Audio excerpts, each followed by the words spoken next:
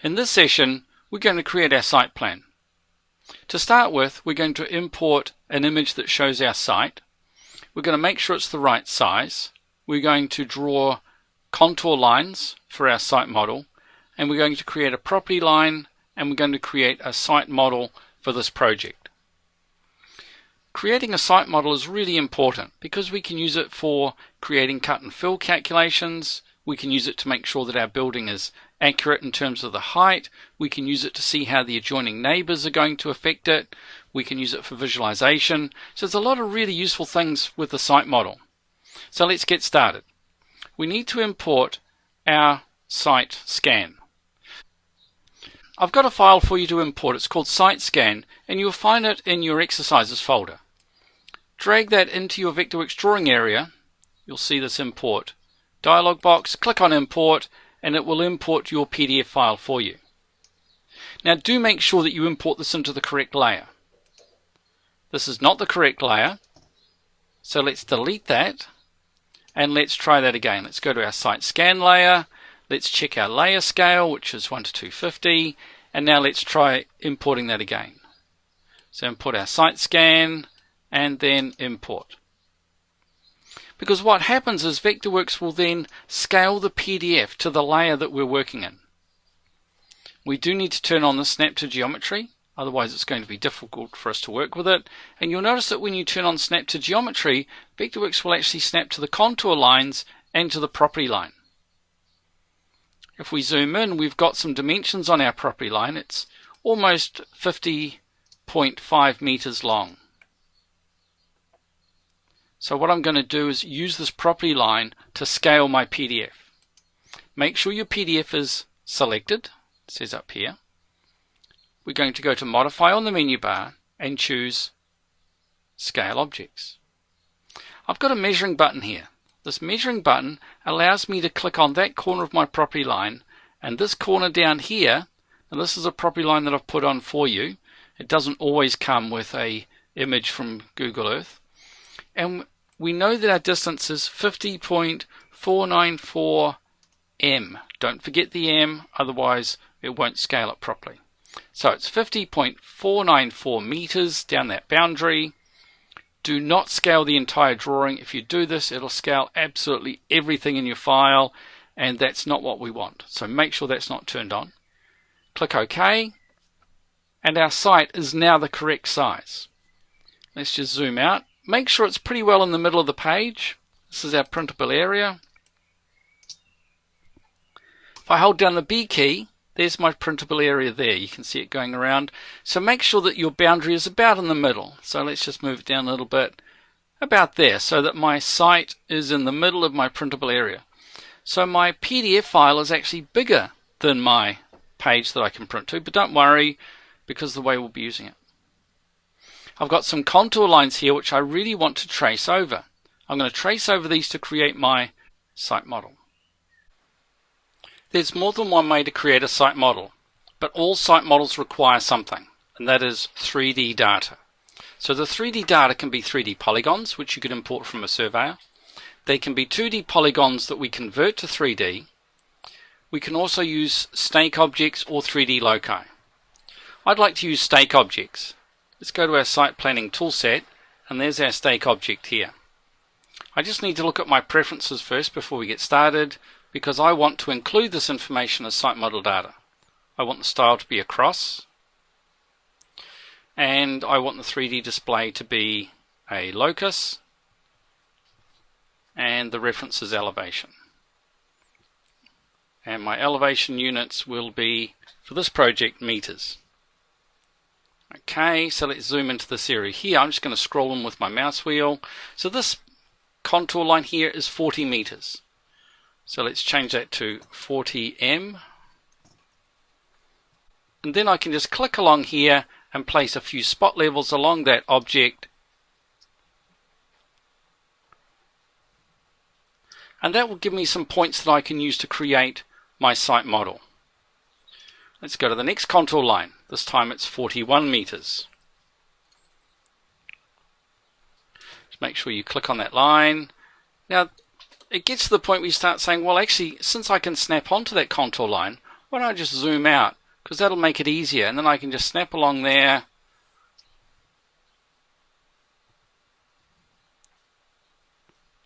Now the next one, 42 meters.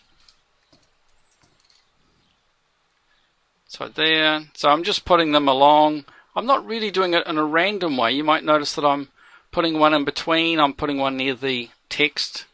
I tend to put these near the label and midpoint between the labels. So if you have a look, one each side of the label and one along. So let's put some in here, so there by the label, there, halfway along, and so on. It doesn't matter whether you put in a handful of these or whether you put in thousands of these. But one thing that will happen if you try to put in too many, your site model will be slow. So sometimes you might think that putting in more is a good idea, but it gets to a point where putting in more just makes the model slower and doesn't help you in any way. I just need to scroll this way a little bit. Now to scroll, you can hold your mouse wheel button down and then move your mouse. And just make sure you snap along to those contour lines.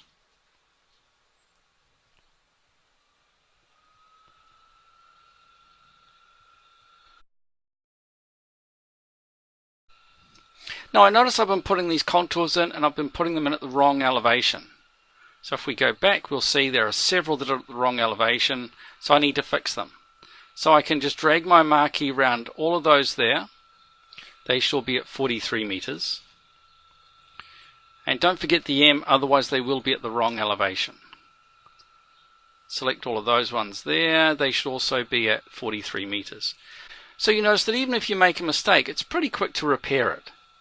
So select all of those, just pan up there, that's the mouse wheel button. Hold the shift key down, you can select multiple objects. That should be 44 meters. These ones should be at 45. So I can select all those. 45, don't forget the M. Quite often I forget the M and it makes a mistake. So let's select all of those. Again, 45M. Now even if you forget to fix it now and you have to fix it later, it's still possible. So back to this, we're back to 46 meters. So it's just this contour line here which is at 46 meters. So that gives me the 3D data I need to create my site model. If you haven't looked at it before, let's look at this one here, the Select Similar tool. This allows you to select objects that are the same. How do you know they're the same? Well, they could be the same class, the same object, or the same object in class. When I click on that object, it chooses all the stake objects in this layer, 74 of them. I can use those to create my site model. AEC, terrain, and create site model. Just before we go ahead here, let's just have a look at survey input. You could, if you want to, import a survey file from a consultant. I haven't got one to show you, but I did say that we could turn 2D polys into 3Ds. That's the command for that. Let's go ahead and create our site model. So we're going to leave its name site model.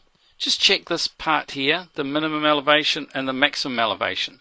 Because the minimum is the bottom contour. If that says 0, or if it said 43, like it could have done for some of my errors, 43 millimeters is far too low for my elevations. It should be 40 meters.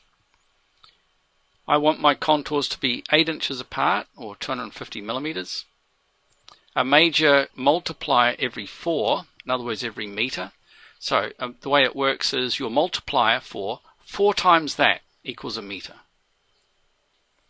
I want to create a proposed only, 3D contours, 2D contours smoothed, proposed only, mesh solid. I want labels, I want them parallel to the topo line, and then I have the opportunity to have graphic properties. It's a good idea to have some classes for these. If you haven't created classes for these, you need to make some. So let's have a look at this. Double click on that. Let's create a class. You might remember I created some site classes, so let's create some more.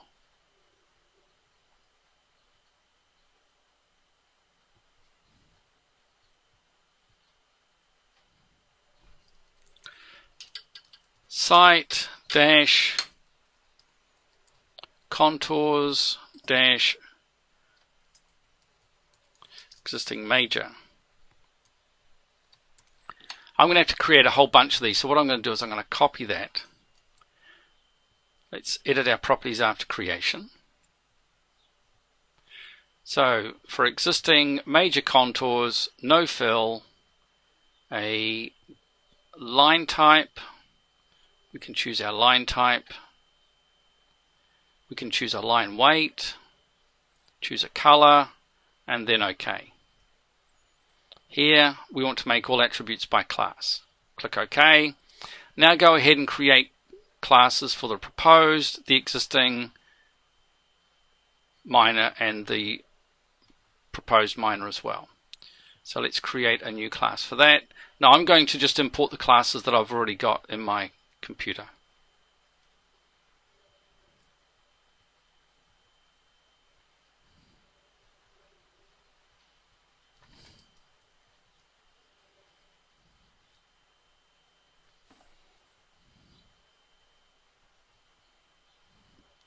So here I'm going to use site, DTM, contours, and we're looking at proposed major. Okay, and this one I'm going to change that to be the class that I want. Site, DTM, contours, existing major. So we've got existing major, proposed major. Let's have a look at existing minor.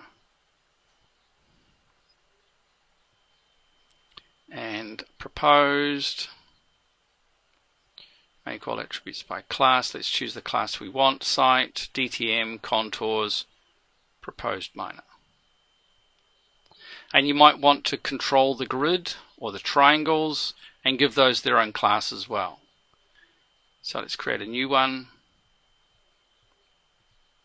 And if the file that I gave you doesn't have the class you want, you're going to have to make it.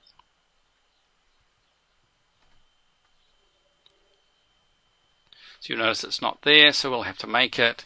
Site, DTM, triangles. So this will allow us to control the graphic style of our triangles. We might give them a very light grey line, a very thin line, and make all attributes by class, OK, and OK. So now we're back to our site model settings dialog box. Click OK, and that will create your site model. And there it is.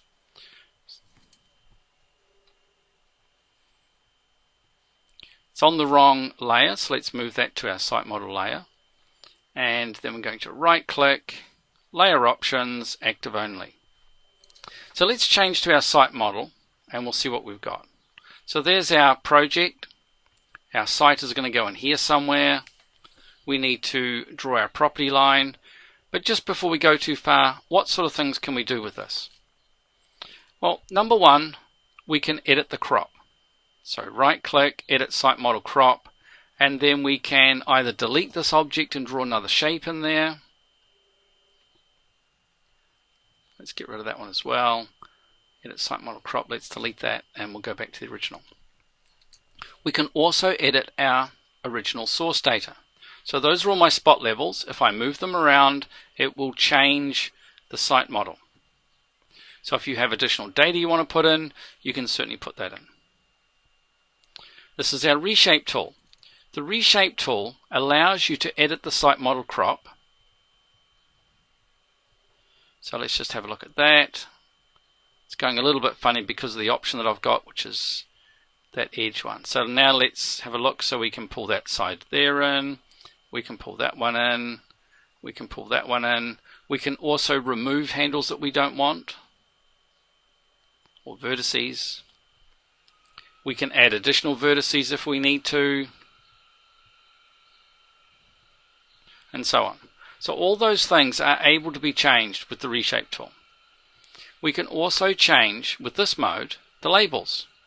So let's remove a couple of labels. We've got a house that's going to go through here, and it's going to go through here somewhere. Just click on that blue handle right in the middle of that text there, and it should remove that. You might notice you get a little minus sign on the handle of your mouse. And so it cleans out our site, so when we go to this area it should look a bit cleaner. Let's go back to our site scan. So that's our property line. I've actually drawn it for you as an object, which means you should be able to snap onto it. If you go back to your site planning tool set, there's a property line tool here. In the second mode, you can just snap onto that boundary as it is, and it will create a property line for you. And there it is. Okay, and that creates a property line object.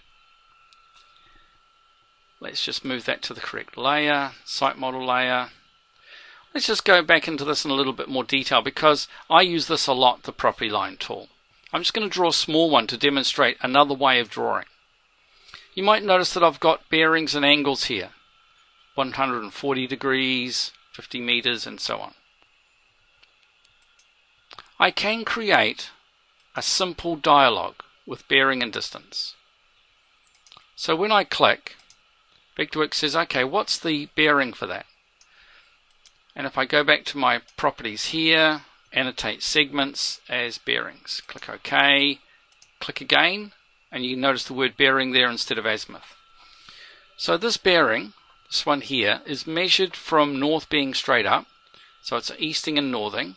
So its bearing is 140 degrees, 36 minutes, and 52 seconds, and the distance 50.494 meters. When you click on the enter button, it will create that property line for you. You might notice there it is. It started there at 0 and went down. Now I need to have the data to do the next one, which is 100 and so let's just move a little bit so we can see a couple more of those. So let's start here again. I'll do one which is similar but just offset. So click there. So that was 140D 36M52S, and the distance was 50.494 meters. Hit the enter key to enter that, and the next one is 229 degrees 45 minutes 49 seconds, and the distance 21.116 meters. Hit the enter key again, and you can see it starting to create my property line. The next boundary 320 degrees 22 minutes and 49 seconds, and the distance 50.526 meters. Enter, and then you've got the closed shape here. Click done, and it creates the same area that we had before. And there are some times where I'm filling in that dialog box where I've got the wrong information, or these surveys measure the opposite direction to the way I want to go.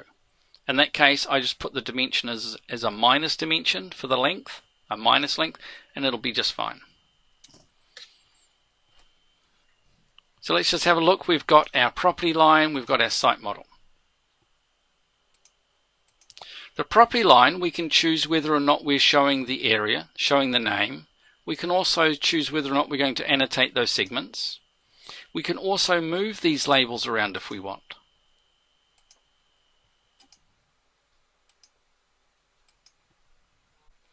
If we turn this view around and have a look, we've got a site model,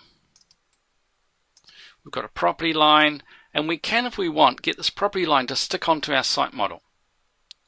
When we look at our property line, one of the options we've got is to use it as a site modifier, as a texture bed. The texture bed class can be site, DTM maybe, contours maybe. No, we haven't got the one we want, so let's create one for that. And it's going to be site, and I'll just hit the S key to jump down here, site boundary. There it is there. Now when the site boundary comes up, we can choose to have a specific texture for this. So what about a landscape grass texture? Click OK, and now right click and update our site model. And you'll notice that that property line has now been projected onto my site model and I can see exactly where my property is, which I think is kind of cool.